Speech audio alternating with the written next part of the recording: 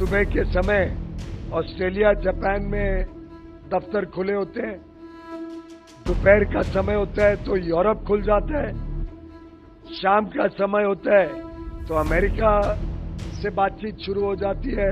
आज पूरा विश्व भारत की तरफ देखेगा। ये आपका सामर्थ्य है, ये आपकी मेहनत है। भारत भी दूसरे देशों के पीछे नहीं रहेगा। हम अग्रसर हैं नई टेक्नोलॉजी में, नई प्रयोग में।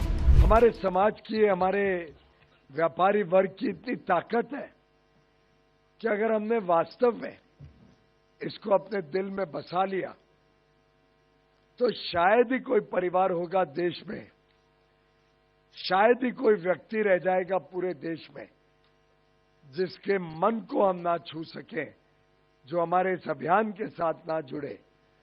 और मेरा आप सबसे दिल की गहराइयों से अनुरोध रहेगा कि हम इस विषय को बड़ी गंभीरता से लें। आज के इस सम्मेलन को और इसकी जरूरत को अपने काम के साथ जोड़कर प्राथमिकता दें। आज का संदेश घर घर तक पहुंचाने का काम और वो जिम्मेदारी लें। एक कर्तव्य के रूप में हमें इसे स्वीकार करना पड़ेगा। और जो माननीय नरेंद्र मोदी, यशस्वी और लोकप्रिय प्रधानमंत्री, जिन्होंने देश को एक फ्रेजाइल 5 अर्थव्यवस्था से विश्व की टॉप 5 अर्थव्यवस्था में लेके जाने का काम किया, उनको मजबूती से समर्थन दें। उनकी सोच, उनकी दूरदृष्टा, उनके देश के प्रति प्रतिबद्धता, उनका भारत को एक विकसित भारत बनाने का संकल्प, उनका दिखाया हुआ 5 प्रण का मार्ग, जो हम सबको सम्मिलित करते हुए, हम सबको एक सूत्र में जोड़ते हुए देश को नई ऊंचाइयों तक लेके जा सकता है। ऐसे हमारे सबके चाहते नेता मोदी जी की जो सोच है, 1 नेशन 1 इलेक्शन, पूरे देश में सभी चुनाव एक साथ हों, उसके अन्य लाभ का आज हमारे सभी नेताओं ने, शिवराज जी, धनखड़ जी, सुनील जी ने बहुत अच्छी व्याख्या की है। चाहे वो खर्च कम करना हो, चाहे जीडीपी की बढ़त की बात हो, चाहे लोगों का समय बचाने की बात हो, चाहे जो पूरी इलेक्शन मशीनरी लग जाती है उसके कारण शिक्षा में जो और सरकारी कामकाज में जो व्यवधान आता है उससे बचने की बात हो, ये सभी विषय अलग अलग वक्ताओं ने बड़े सुंदर तरीके से रखे हैं। मैं उस सब का पूर्ण समर्थन करता हूं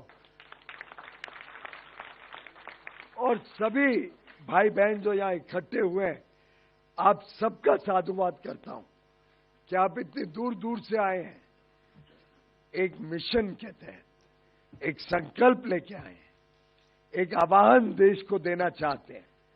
और मैंने अभी सुनील जी और धनखड़ जी को बता रहा था कि ये एक ऐसा विषय है जो हर व्यापारी, हर उद्यमी बड़ी सरलता से समझ पाएगा कि इसका कितना बड़ा परिणाम भारत और व्यापार दोनों के लिए अच्छा तरीके से हो सकता है। और इससे सबसे पहले तो मेरा सुझाव यही रहेगा कि ये कॉन्फ्रेंस मात्र एक कॉन्फ्रेंस ना रह जाए, एक सम्मेलन ना रह जाए। हम इसका लाभ लेके एक कोशिश करें कि सभी जो हजारों लाखों संगठन देश भर में, अभी धनखड़ जी कह रहे थे, केंद्र स्तर पर, राज्य स्तर पर, जिला स्तर पर, कस्बे स्तर पर, गांव के स्तर पर हमारे लाखों संगठन हमारे हितों की रक्षा के लिए सेवा देते हैं। क्या हम एक ऑल इंडिया एक्शन कमेटी बना सकते हैं? क्या हम सब संगठित हो सकते हैं? आखिर आप कल्पना करें कि आज तक हम कहते रहते हैं कि हमारी बड़ी ताकत है, समाज की, व्यापारी वर्ग की, उद्योग की, उद्यमियों की, उद्योजकों की, हम ताकत की तो बात करते हैं। हम कहते हैं कि 6, 7, 8 करोड़ खुदरा व्यापारी हैं देश में। अलग अलग आकलन है कि 10 करोड़ से अधिक सूक्ष्म, लघु और मध्यम उद्योग देश भर में काम कर रहे हैं। करोड़ों लोगों की जीविका, करोड़ों लोगों का जीवन, आमदनी आपके माध्यम से सुनिश्चित होती है। हमारे अन्नदाता, हमारे किसानों को अच्छा दाम मिले, उनकी आमदनी बढ़े, उनकी सुविधाओं का हम चिंता करें, ये भी व्यापारी समाज का दायित्व है। लेकिन ये सब आंकड़ों में सिमट के रह जाते हैं। ये सब भाषणों में सिर्फ एक कुछ क्षणों की चांदनी बन के रह जाती। हम कभी भी संगठित नहीं हो पाए। वर्षों वर्षों से ये चिंता जरूर है। समाज के, हमारे व्यापारी वर्ग के नेता इस पे बड़े अच्छे भाषण दे देते हैं, बड़ी अच्छी चर्चाएं होती है, लेकिन आज तक बड़ा दुर्भाग्य है कि हम एक सूत्र में सब बंध के, पूरा समाज, जाति को परे छोड़कर, भाषा को परे छोड़कर, अपने राज्यों में बंटने के बजाय क्या एक कोशिश हो सकती है, हर एक वो व्यक्ति, हर एक वो देशभक्त जो देश की अर्थव्यवस्था के साथ जुड़ा हुआ है, जो देश को आगे बढ़ाने में रुचि रखता है, जिसका संकल्प है कि मेरा योगदान भी इस अमृत काल में भारत को विकसित और समृद्ध बनाने के लिए, जो माननीय प्रधानमंत्री मोदी जी ने 2022 में आह्वान दिया था, जो इस वर्ष के 15 अगस्त के लाल किले से अपने उद्बोधन में पुनः उन्होंने 5 प्रण की बात रखी,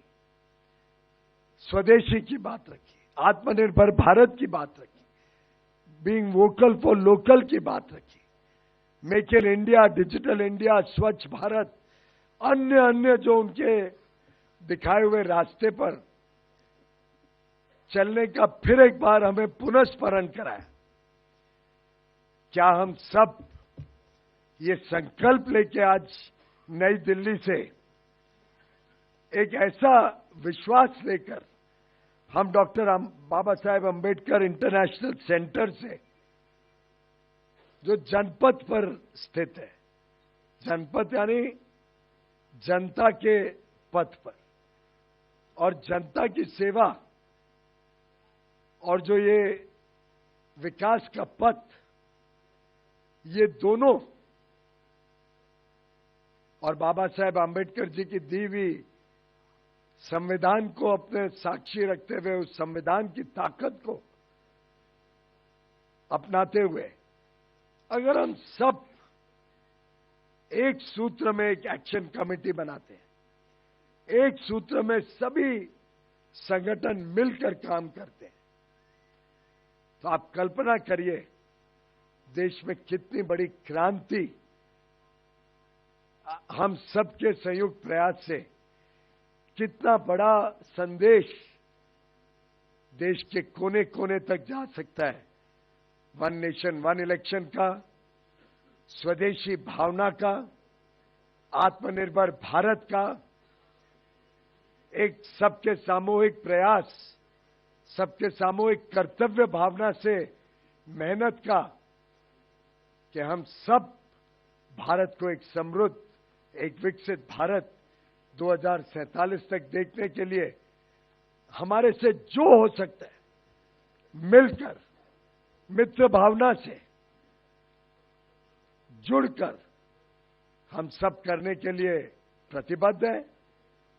और वो आवाज फिर देश के 6 लाख गांव तक पहुंचे, वो आवाज हर बस्ती और कस्बे में पहुंचे, वो आवाज 770 जिलों तक पहुंचे, वो आवाज हर पंचायत में गूंजे, वो आवाज हर राज्य की असेंबली में अपना परचम फैलाए।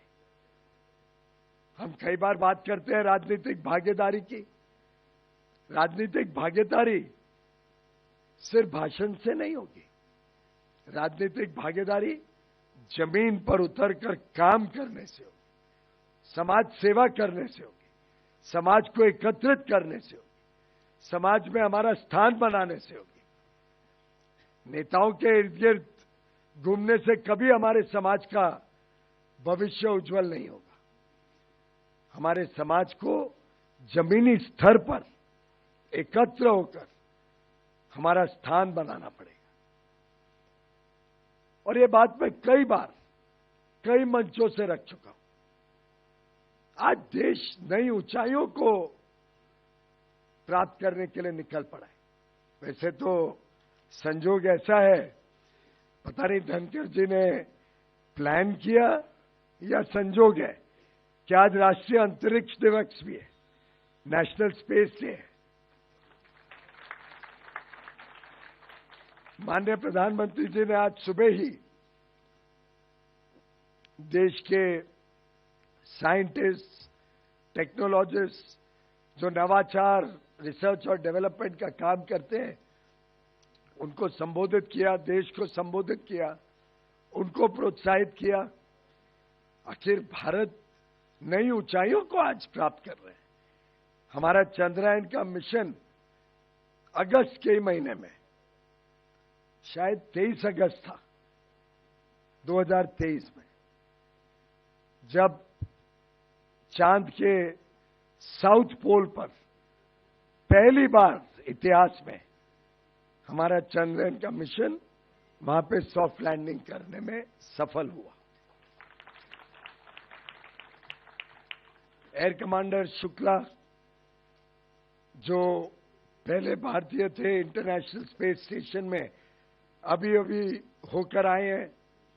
दिल्ली में माननीय प्रधानमंत्री जी से भेंट की, रक्षा मंत्री जी से भेंट की। देश के हर युवा युवती का मनोबल बढ़ा कि अब भारत भी दूसरे देशों के पीछे नहीं रहेगा। हम अग्रसर हैं नई टेक्नोलॉजी में, नई प्रयोग में। ये 140 करोड़ भारतवासियों की ताकत के एक प्रतीक के रूप में हम सबने इसे देखना चाहिए। हमारे जो उद्योजक हैं, जो व्यापारी भाई हैं, ये सिर्फ, और आज जो हम सब एकत्रित हुए हैं, आप सब सिर्फ व्यापारी नेता नहीं है, आप इस देश की अर्थव्यवस्था की रीढ़ की हड्डी है।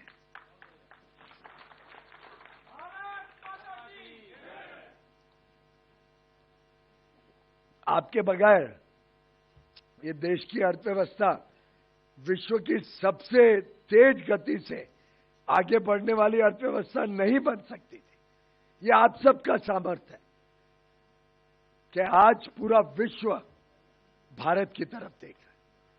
ये आपका सामर्थ्य है, ये आपकी मेहनत है, ये आपकी पूंजी है कि आज अलग अलग देश, दुनिया के बड़े बड़े विकसित देश भारत के साथ समझौता कर, फ्री ट्रेड एग्रीमेंट करके भारत के साथ संबंध, भारत के साथ व्यापार बढ़ाना चाहते हैं।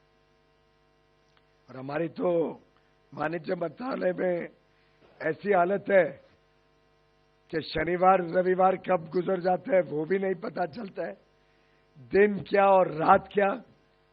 सुबह के समय ऑस्ट्रेलिया, जापान में दफ्तर खुले होते हैं, दोपहर का समय होता है तो यूरोप खुल जाता है, शाम का समय होता है तो अमेरिका से बातचीत शुरू हो जाती है, चिली, पेरू से बातचीत, दक्षिण अमेरिका, साउथ अमेरिका के अन्य देशों से बातचीत शुरू हो जाती है।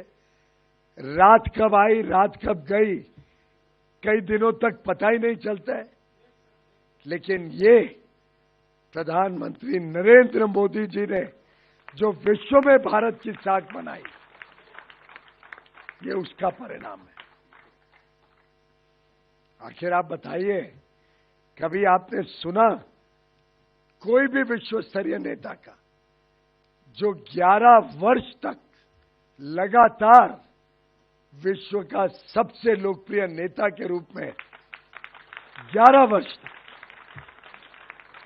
हर सर्वे में, और अंतर्राष्ट्रीय सर्वे विदेशी कई कंपनियां करती हैं, प्यू रिसर्च आता है, मॉर्निंग कंसल्ट के नाम से सर्वे निकलते हैं, अन्य सर्वे दिखाते हैं कि 11 वर्ष तक एकमात्र नेता विश्व का लगातार सर्वोच्च पद पर सबसे लोकप्रिय नेता के रूप में उभरता है। करीब करीब 2 वर्ष पहले, ये शायद नवंबर 2023 की बात है, एक अंतर्राष्ट्रीय बैठक में माननीय प्रधानमंत्री जी नहीं जा पाए थे, तो मुझे उन्होंने भेजा था उनके प्रतिनिधि के रूप में। रात्रि के भोजन का कार्यक्रम था, अमेरिका में था, उस समय के राष्ट्रपति ने भोजन रखा था, अलग अलग देश के राष्ट्रपति या प्रधानमंत्री वहां पे मौजूद थे। तो वहां पे एक देश के राष्ट्राध्यक्ष मेरे पास आए, देश के राष्ट्रपति। भाषा अलग अलग थी, तो एक इंटरप्रेटर भी उनके साथ था। उन्होंने मुझे पहचान लिया होगा, शक्ल सूरत से तो भारतीय हम सब अलग ही विशेष दिखते हैं, तो मुझे ढूंढ निकाल के मेरे पास आए और इंटरप्रेटर के थ्रू बोलते हैं कि तुम्हें पता है कि पिछले हफ्ते एक सर्वे निकला है जिसमें प्रधानमंत्री मोदी विश्व के सबसे लोकप्रिय नेता के रूप में आए। मैंने देखा हुआ था। मैं कहा हाँ, मैंने सर्वे देखा है, मॉर्निंग कंसल्ट का सर्वे है। तो उन्होंने जो बाद में बात कही वो बड़ी दिलचस्प बात है। उन्होंने कहा हम सब आपस में बात करते हैं, अलग अलग नेता, हम समझ नहीं पाते हैं कि कैसे महीने दर महीने लगातार इतने वर्षों से प्रधानमंत्री मोदी जी सबसे विश्व में सबसे ज्यादा लोकप्रिय नेता है।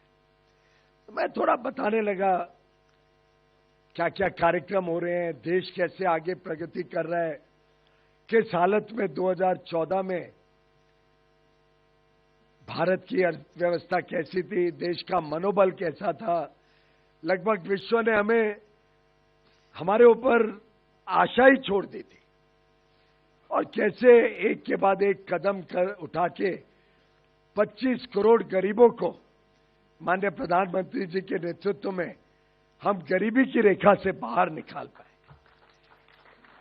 कैसे अन्य योजनाओं से आज देश में कोई व्यक्ति, कोई परिवार रोटी, कपड़ा, मकान, स्वास्थ्य, शिक्षा, काम, बिजली, सड़क, पानी, इन सबसे वंचित नहीं है, इन सबका लाभ उठा पा रहे। अलग अलग योजनाएं गांव गांव तक पहुंच रही हैं। दूर दराज के इलाके में भी बिजली पहुंचे, इसकी चिंता प्रधानमंत्री जी करते हैं। जो स्कूल हमारे सीमा पर चलते हैं उसमें कैसी अच्छी शिक्षा मिले, या डिजिटल नेटवर्क पहुंचे और इंटरनेट का भी स्वाद उन बच्चों तक पहुंचे, उसकी चिंता प्रधानमंत्री जी करते। कैसे 80 करोड़ लोगों को मुफ्त में अनाज आज भी मिले, जिससे कोई गलती से भी वापस गरीबी में ना घुस पाए या गिर जाए, उसकी चिंता प्रधानमंत्री जी करते। कैसे आज लगभग 60 करोड़ से अधिक लोगों को मुफ्त में आयुष्मान भारत के तहत स्वास्थ्य सेवा मिले, आश्चर्यचकित थे वो राष्ट्रपति जी। और कहते हैं अभी मुझे समझ में आया कैसे जमीनी स्तर पर एक नेता एक एक व्यक्ति के दिल में बस सकता है, एक एक व्यक्ति की चिंता कर सकता है। और मुझे लगता है ये वन नेशन वन इलेक्शन को भी अगर हम सही रूपरेखा में देखें, कई तो विषय हमारे समक्ष आए हैं, पर अगर हम आंकड़े भी निकालें तो लोगों में भी एक वोटर फेटीक हो जाता है। बार बार चुनाव में जाके वोट देने में वोटर भी थक जाते हैं। तो आप देखेंगे कि आंध्र प्रदेश, सिक्किम, अरुणाचल प्रदेश या उड़ीसा में जहां दोनों चुनाव साथ में होते हैं तो वोटिंग परसेंटेज भी बढ़ जाती है, ज्यादा लोग वोट डालने आते हैं। एक चुस्ती होती है, उत्साह होता है, आलस नहीं आता है, अरे अभी तो वोट डाला था, अब वापस कौन जाएगा। जबकि लोकसभा चुनाव जिन प्रदेशों में अलग होता है, असेंबली अलग होती है, तो वोट परसेंटेज काफी गिर जाता है। तो अगर एक अच्छे लोकतंत्र में सबकी सहभागिता चाहिए तो वन नेशन वन इलेक्शन एक मार्ग बनता है। सब लोगों को उत्साह हो कि हम जाएं, वोट देने जाएं। अर्थव्यवस्था को तो लाभ होगा ही, लाखों करोड़ रुपए का लाभ अभी अभी प्रस्ताव में भी बताया गया। एंटनी जी ने बताया, प्रवीण जी ने बताया, अन्य नेताओं ने बताया। उससे कैसे हमारे व्यापार और उद्योग को लाभ होगा। आप कोई भी 3 महीने निकाल लो जब चुनाव चलते हैं, थोड़े बहुत झंडे वगैरह पटके बिक जाए, उसके अलावा सरकारी अफसर भी कोई निर्णय नहीं ले सकते। आचार संहिता रहती है, ठेके नहीं दिए जाते, लोग रुकते हैं देखने कैसी सरकार आएगी। क्या मोदी जी जैसा निर्णायक नेता फिर आएगा या कोई कमजोर नेता जिनको पता ही नहीं कि आलू भी कैसे बनता है।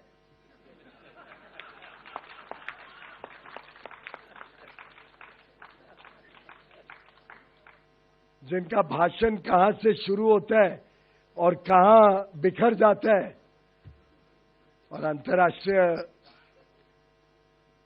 राष्ट्रीय अंतरिक्ष दिवस पर तो मैं ये भी कह सकता हूं, जिसका रॉकेट कई बार लॉन्च हुआ लेकिन फ्यूज में करंट ही नहीं आया, तो लोग इससे खर्चा भी उस समय रोक लेते हैं। और ये बार बार देखा गया कि चुनाव के समय दुकान भी खाली दिखती है, लोग भी देखना चाहते हैं क्या हो।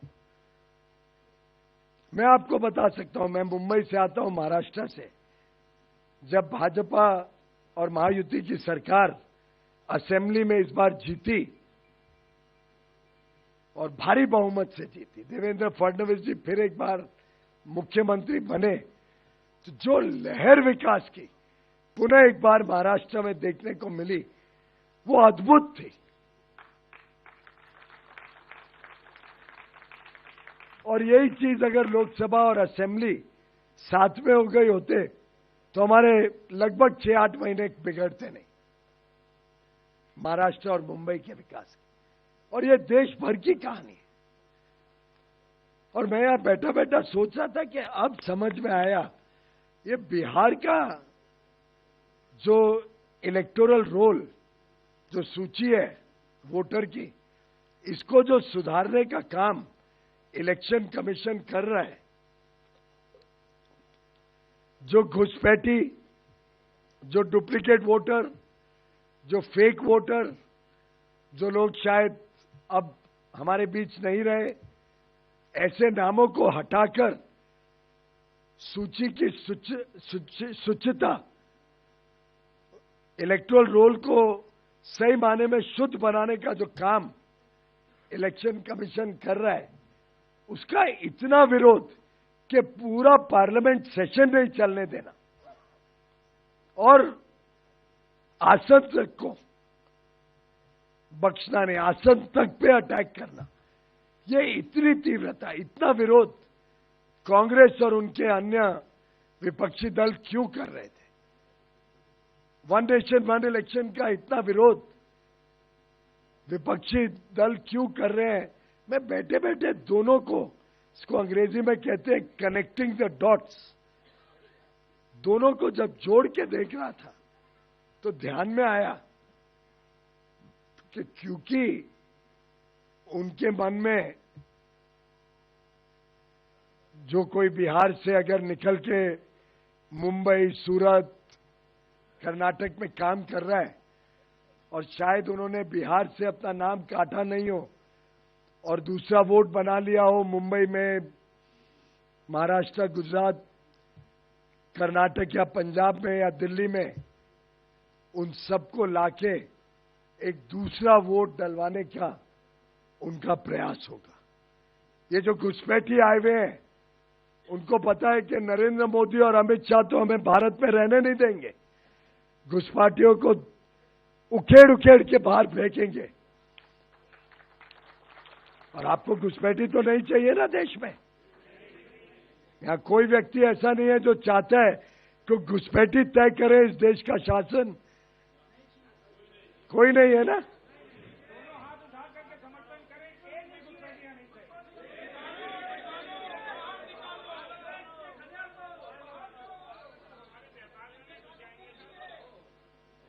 और हमारे कितने व्यापारियों का नुकसान कर चुके हैं घुसपैठी। सामान खरीद लेते हैं, पैसा नहीं देते, भाग जाते हैं। ऐसे जितने घुसपैठी जो भारत के नागरिक नहीं है, उन सबको जो खत्म करना, वोटर लिस्ट से निकालने का काम अगर इलेक्शन कमीशन करता है, जो फेक वोटर्स निकालने का काम इलेक्शन कमीशन करता है, जो लोग आज इस दुनिया में नहीं रहे उनके वोट को खत्म करता है, जिससे कोई गलत आदमी उस वोट का इस्तेमाल ना करे, दुरुपयोग ना करे। जो डुप्लीकेट वोटर्स दो बार इलेक्शन डाल के एक प्रकार से देश के लोकतंत्र का खिलवाड़ करते हैं, इस सब के लिए मैं साधुवाद करता हूं इलेक्शन कमीशन का। और हम सब ने चिंता करनी है, हम सब ने अपने अपने क्षेत्र में चिंता करनी है कि हमारा भी इलेक्टोरल रोल शुद्ध बने, गलत नाम ना हो। और ये भी चिंता करनी है कि जो एलिजिबल है उनका नाम जोड़ा जाए, कोई रह भी ना जाए। और इलेक्शन कमीशन ने दावा किया है कि एक भी व्यक्ति जो एलिजिबल है, जिनको वोट डालने का अधिकार है, उसको वो छोड़ेंगे नहीं, सभी को सूची में डाला जाए। और अब तो उन्होंने टेक्नोलॉजी का इस्तेमाल करके, जैसे आजकल तो बर्थ सर्टिफिकेट इशू होता ही है, जैसे ही व्यक्ति 18 साल का हो उसका नाम क्यों ना ऑटोमेटिकली इलेक्शन लिस्ट में आ जाए। डेथ सर्टिफिकेट भी इशू होता है, आखिर हम जब अंतिम क्रिया करते हैं डेथ सर्टिफिकेट लेते हैं, तो वो डेथ सर्टिफिकेट भी टेक्नोलॉजी द्वारा उस व्यक्ति का नाम ऑटोमेटिकली हटा सकता है। ऐसे ही टेक्नोलॉजी के माध्यम से जो लोग डुप्लीकेट वोटर हैं, शायद दिल्ली में भी हैं, बिहार में भी हैं, मुंबई में भी हैं, बंगाल में भी हैं, चाहे दिल्ली में भी हैं, सूरत में भी हैं, इन सबको हटाने से एक शुद्ध प्रक्रिया इलेक्शन की होगी। और उसके साथ जब वन नेशन वन इलेक्शन होगा तो आप कल्पना करिए देश कितना लाभ उसका उठाएगा, देश की इलेक्शन की प्रक्रिया कितनी शुद्ध हो पाएगी और कैसे ये देश विकसित भारत की तरफ तेजी से आगे बढ़ेगा। ये पुण्य का काम प्रधानमंत्री मोदी जी ने अपने हाथ में लिया है और देश का हर व्यापारी, हर उद्यमी, हर उद्योजक, हर वो देशभक्त तक हमने पहुंचने का बीड़ा आज उठाया है। हम सब प्रधानमंत्री नरेंद्र मोदी जी के साथ कंधे से कंधा मिलाकर, चाहे वो इलेक्शन की प्रक्रिया शुद्ध बनाना हो, चाहे वो आत्मनिर्भर भारत का संदेश हमारे युवा युवतियों में लेके जाना हो, चाहे व्यापारी के नाते मेड इन इंडिया वस्तुओं को बेचकर हम विदेशी वस्तुओं को ठुकराए, हमारे परिवार ठुकराए, हम सब मिलकर एक नया भारत, अमृतकाल में एक विकसित और समृद्ध भारत बनाने के संकल्प के साथ आज हम यहां से जाएं, एकजुट हो, एक देश भर में मिलकर काम करने की प्रक्रिया को और जोर देंगे। इस विश्वास के साथ मैं अपनी वाणी को विराम देता हूं। बहुत बहुत धन्यवाद। भारत माता की, भारत माता की।